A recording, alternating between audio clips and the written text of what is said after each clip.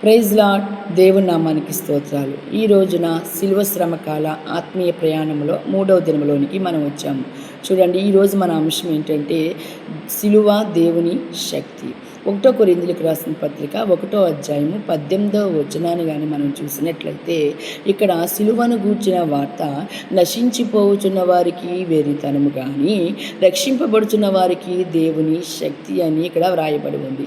పౌలు గారు తన ఆత్మీయ అనుభవంలో శిలువను ఏ రీతిగా ఎవరెవరు చూస్తున్నారా అని, ఎంతమంది చూస్తున్నారు అని ఇక్కడ వ్రాసారండి. చూడండి, 2 వర్గాల వారు శిలువను చూస్తున్నారు. ఇక్కడ మొదటి వర్గం వారు ఎవరంటే నశించిపోతున్నవారు. ఎవరు ఈ నశించిపోతున్నవారు అని అంటే సత్యాన్ని తృణీకరించేవారు, పాపములోనే ఉండిపోతూ మార్పు మాకు అవసరం లేదు అనుకునేవారు. మూడవదిగా మనం చూస్తే యేసు ప్రభువుని రక్షకునిగా అంగీకరించిన వారు. నాలుగవదిగా మనం చూస్తే మెస్సియా ఎదుట కనపడుతుండగా మెస్సియా ప్రవచనాన్ని గుర్తించిన వారిని ఈ నశించిపోతున్న జాబితాలో మనము చేర్చవచ్చు. వీరికి ఎలా కనపడిందంట శిలువ వీరికి బలహీనంగా కనిపించిందంట. శిలువ ఓటమిగా కనిపించింది. శిలువ అవమానంగా కనిపించింది అంటండి. ఇక్కడ మనం చూద్దాం. చూడండి, ఇక్కడ మనం చూసినట్లయితే కాన్స్టాంటైన్ చక్రవర్తిని మనం గుర్తు చేసుకుంటే క్రైస్తవుల్లో అనేక మంది ఆయనను ఇష్టపడుతూ ఉంటారు. ఈ కాన్స్టాంటైన్ చక్రవర్తి యుద్ధానికి వెళుతున్నప్పుడు ఇతనికి ఆకాశంలో ఒక శిలువ కనిపించింది, ఒక శబ్దం వినిపించింది, జయము జయము అనే శబ్దము వినిపించింది. అయితే విన్న తర్వాత, చూసిన తర్వాత ఇతను యుద్ధానికి వెళ్ళిపోతాడు. యుద్ధానికి వెళ్ళిన తర్వాత అక్కడ విజయదుందుభి మ్రోగించుతాడు.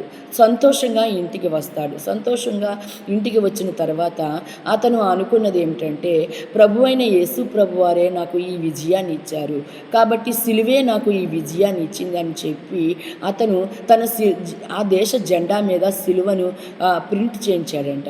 అప్పటి నుంచి కూడా మనం చూసిన, బహుశా అప్పటి నుంచేనేమో మనకి ఆలయ శిఖరాల మీద, గోడల మీద, మనకి ఎత్తైన ఆలయాల మీద ఈ యొక్క సిలువ సింబల్ని మనం చూస్తూ ఉంటాం. ఇతను పెట్టడం వల్లనే అనుకుంటా సిలువ జెండాని ఎత్తైన ప్రదేశంలో ఈ కాన్స్టాంటైన్ చక్రవర్తి ఉంచాడు. అంత మాత్రమే కాదు, ఇతను అందరినీ కూడా క్రైస్తవుల్లోకి రావాలని ఆజ్ఞాపించాడంటండి. అనేక మందిని క్రైస్తవులుగా ఇతను మారడానికి అన్ని యత్నాలు చేసినట్లుగా మనం చూస్తూ ఉంటాము. చూడండి, ఈ కాన్స్టాంటైన్ చక్రవర్తి చాలా క్రైస్తవుల కొరకు చేసినట్లుగా మనం చూస్తాం. ఇది చాలా సంతోషంగా మనకి అనిపిస్తూ ఉన్నది. అంత మాత్రమే కాదు, ఈ రోజున 2వ వర్గం వారిని మనం చూసినట్లయితే 2వ వర్గం వారు ఈ యొక్క రక్షింపబడుచున్నవారు. చూడండి, రక్షింపబడుచున్న వారు ఎవరంటే విశ్వాసులు, సంఘంలో స్థిరంగా నిలిచేవారు, ఆత్మీయతలో ఎదుగుతున్న వారిని మనం జ్ఞాపకం చేసుకుంటున్నాం.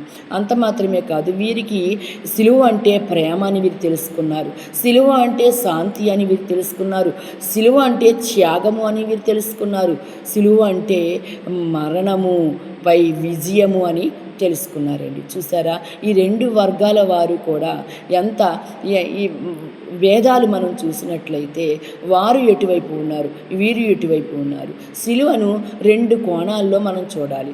ఒకవైపు శాపం ఉంటే ఒకవైపు ఆశీర్వాదం ఉందని మనం చూడాలి. చూడండి, ఈ నశించిపోతున్న వారు ఒకవైపు మాత్రమే చూశారు, రెండో వైపు చూడలేదు. కాబట్టి మనము 2 వైపులా మనం చూడాలి.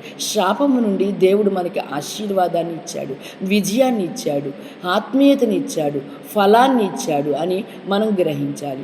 మరి ఈరోజు దీని ద్వారా మనం నేర్చుకున్న ఈ యొక్క పాఠం ఏమిటంటే, మనము కూడా సిలువను గుర్తించాలి, సిలువ ఔన్నత్యాన్ని పెంచాలి.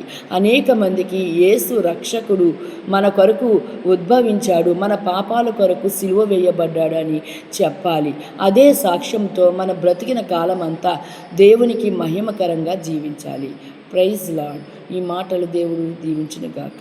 ఆమేన్.